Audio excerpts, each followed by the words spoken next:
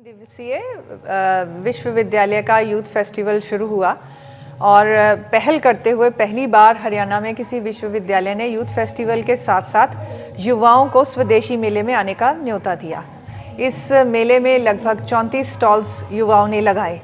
तो ये एक अनोखा संगम है जहाँ पर केवल लिटरेरी नहीं, म्यूज़िकल और डांस ही नहीं, थिएटर ही नहीं, बल्कि एंटरप्रेन्योरशिप के ऊपर भी डिस्प्ले हो रहा है।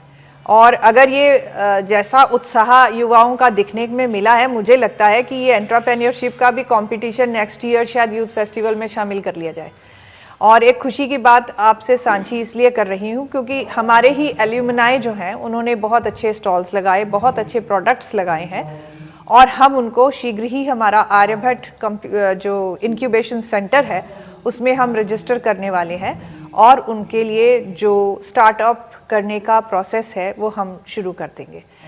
इस युवा उत्सव में बहुत बढ़ चढ़कर कॉलेजेस भाग ले रहे हैं, बहुत अच्छी प्रस्तुतियां हैं, बहुत अच्छी तैयारी करके कॉलेजेस आए हैं और एक भारतीय संस्कृति की जो धरोहर है वो अलग अलग विधाओं में हमें यहाँ पर मंच पर दिख रही है।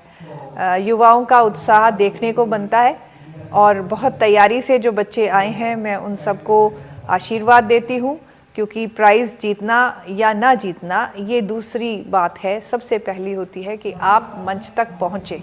तो ये सभी छात्र छात्राएं बधाई की पात्र हैं, उनके कॉलेज, उनके प्राध्यापक बधाई के पात्र हैं जिन्होंने इतनी तैयारी के साथ उनको यहाँ पहुँचाया है।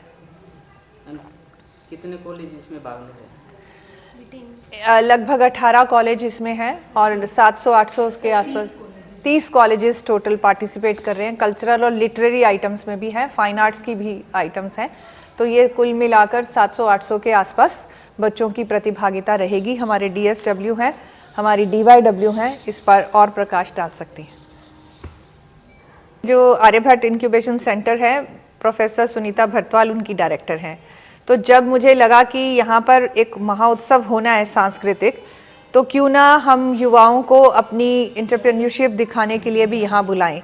तो मैंने जब मैडम से बात की तो मैडम ने सहजता से इस चैलेंज को स्वीकार किया और बहुत ही खूबसूरती के साथ इन्होंने इस कार्य को अंजाम दिया है। मुझे ये बात बताते हुए और हर्ष हो रहा है कि जो हमारे MBA के छात्र हैं, छात्र और छात्राएं, वो मेन इनके पीछे फोर्स हैं, वही बच्चों को जाकर कांटेक्ट करते हैं, स्पॉन्सर्स को भी लेके आते हैं। मैडम इसके बारे में कुछ और सूचना आपको दे सकती हैं। अगला स्टेज क्या रहेगा इन बच्चों के लिए जो यहाँ से फर्स्ट सेकंड थर्ड? अभी MSME की जो ऑफिशियल हैं उनको भी आज यहाँ पर आने का मौका मिला है और उन्होंने जो प्रोडक्ट्स देखे उनसे वो बहुत खुश हुई हैं और उन्होंने बहुत सारे रास्ते जो हैं इन बच्चों को खोलने का वायदा किया है। उनके पास नॉलेज है, उनको सब चीज़ों का किस तरह से प्रोसीजर होना है आगे, वो सब जानकारी उनके पास है। कहाँ से लोन मिलेगा, कितना लोन मिलेगा, किस प्रोसेस से मिलेगा, ये सब कंसल्टेंसी वो हमें देने के लिए तैयार हो गई हैं। जल्दी ही हम MSME के साथ MOU करने जा रहे हैं और इंक्यूबेशन सेंटर में शीघ्र ही आप नए एंटरप्रेन्योर उभरते हुए देखेंगे। तो कॉलेजेस को कांटेक्ट करना पड़ेगा पहले? नहीं, कॉलेज भी, कॉलेजेस को भी आह्वान दे दिया गया है कि वो भी हमसे कांटेक्ट कर सकते हैं और बच्चे सीधे भी हमारे से रजिस्टर हो सकते हैं। हमारी यूनिवर्सिटी वेबसाइट पर रजिस्ट्रेशन ओपन करने का नोटिस शीघ्र ही आने वाला है। जैसा अभी हमारे वाइस चांसलर मैम ने बताया कि एजुकेशनल इंस्टीट्यूशंस में सबसे हाईएस्ट इंस्टीट्यूशन यूनिवर्सिटी होता है, जो कि एक चेंज मेकर सोसाइटी के लिए, कम्युनिटी के लिए, नेशन के लिए होता है। और हम लोग मैनेजमेंट में, जैसे हमारे पास मैनेजमेंट डिपार्टमेंट के कुछ स्टूडेंट्स हैं, पहले हम ये कहा करते थे कि हम लोगों का जो ट्रेड्स हैं वो हमारी इकोनॉमी को बूस्ट करता है, लेकिन अब हमें समझ में आया कि जो इंटरनल ट्रेड है, जैसे हमने ट्रेड का, ट्रम्प का जो ट्रेड टैरिफ्स की पॉलिसी देखी, वो इसके पीछे सबसे पहले ये थी कि आजकल के बच्चों को, युवाओं को और आम आदमी को भी ये मालूम है कि हम लोग जो हैं अपने देश को ऊपर उठाने का जो रास्ता है वो सिर्फ स्वदेशी से ही जाएगा, यानी हमारी मैन्युफैक्चरिंग बहुत ज़रूरी है। तो हम लोगों ने ये चीज़ किया कि जो लोग अपनी खुद की मैन्युफैक्चरिंग करते हैं लोकल एरिया में, तो हम उनको प्रोत्साहित करें।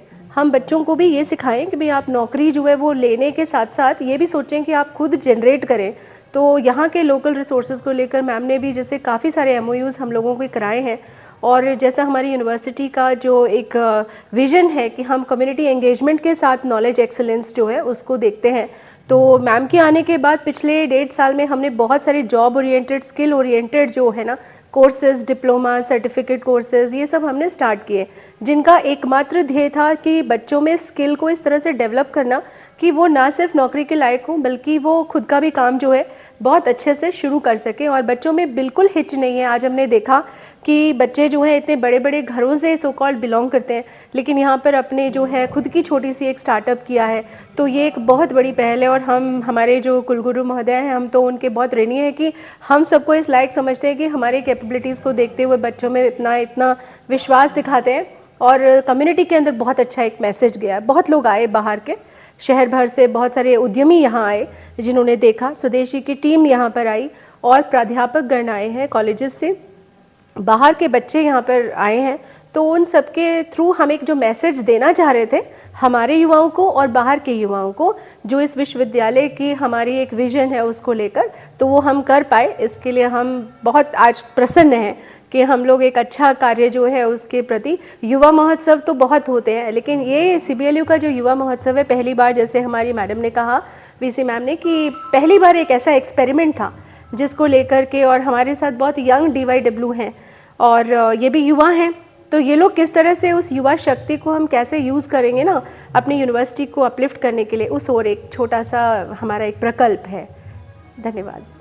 युवा महोत्सव के माध्यम से मैडम प्रोफेसर दीप्ति धर्माणी जी, कुलगुरु चौधरी बंसीलाल विश्वविद्यालय ने सभी युवा साथियों से एक शपथ कहें हम, वो दिलवाई गई कि हम स्वदेशी अपनाएं, स्वदेशी खाएं और स्वदेशी ही भ्रमण करें सबसे पहले, क्योंकि बाहर जाने से पहले हम अपने देश का यदि भ्रमण नहीं कर पाते, अपने देश का बना हुआ खाना नहीं खाते, अपने देश का बना हुआ पहन नहीं सकते, तो बाहर का कितना क्या फ़ायदा है। तो ये एक प्रण करवाया गया बच्चों से, बच्चों ने बड़ी खुशी खुशी इसको स्वीकार किया।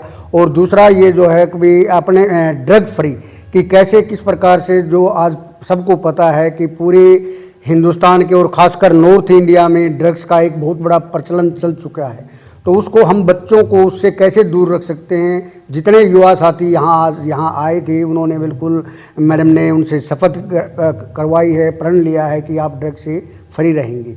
और ये इस प्रकार की जो संप्रदाय हैं, ये इनका बेसिक उद्देश्य भी यही है कि बच्चे जब इस कल्चरल एक्टिविटी, स्पोर्ट्स या दूसरी एक्टिविटीज़ में इन्वॉल्व होते हैं, तो वो कहीं ना कहीं ड्रग्स वगैरह से कहीं दूर रहते हैं, बचे रहते हैं, और उनका ध्यान जो है वो इस तरफ नहीं जा पाता है। तो हमारा भी बेसिक ध्येय यही है चौधरी बंसीलाल विश्वविद्यालय का कि बच्चों का सर्वांगीण विकास कैसे करें। हम यहाँ केवल डिग्री देने के लिए नहीं हैं, हम उनके हर टैलेंट को बाहर निकालने के लिए हैं। जिस प्रकार का भी कोई भी टैलेंट उनके अंदर है, उसको उसी प्रकार का मौका चौधरी बंसीलाल विश्वविद्यालय में दिया जा रहा है।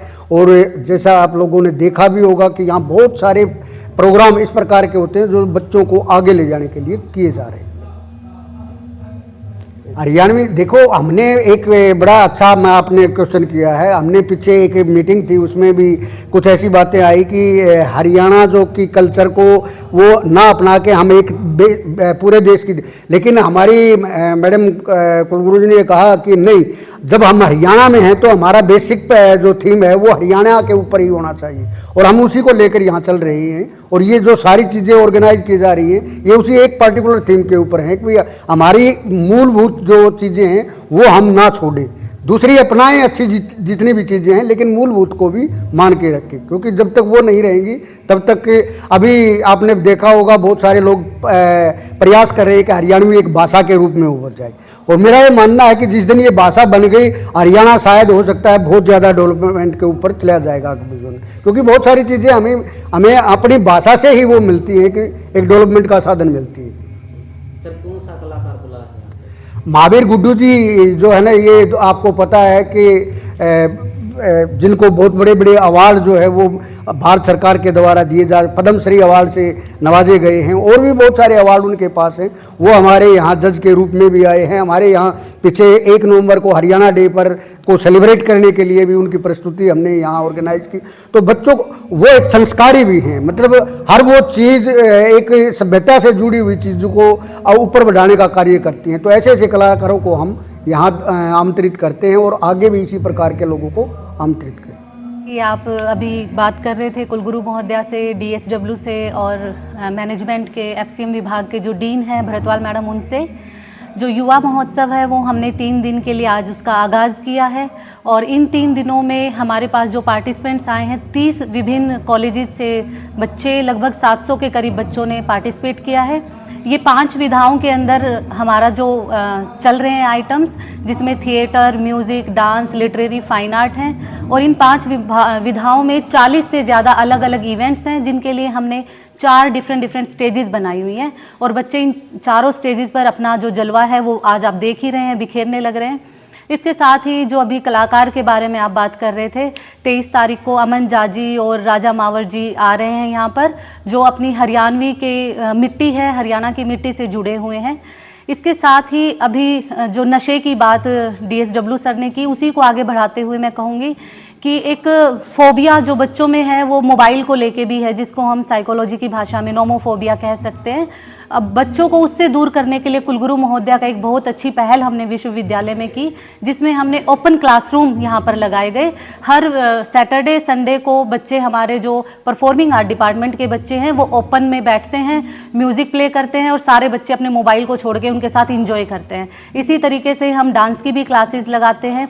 और साथ ही हम जो हमारे देश की धरोहर है उसको विदेश में भी लेके जा रहे हैं। हमारी ही एक स्टूडेंट है श्रुति, जो अभी डांस में एक पूरी टीम के साथ जापान में गई थी और वहाँ पर हरियाणवी धूम मचा के आई है।